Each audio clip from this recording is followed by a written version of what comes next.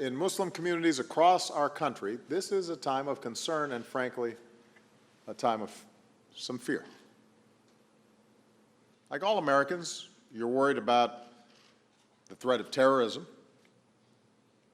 But on top of that, as Muslim Americans, you also have another concern, and that is your entire community so often is targeted or blamed for the violent acts of the very few. I've had people write to me and say, I feel like I'm a second-class citizen. I've had mothers write and say,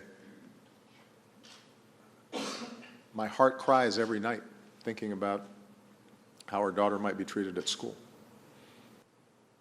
We're one American family, and when any part of our family starts to feel separate or second class or targeted, it tears at the very fabric of our nation.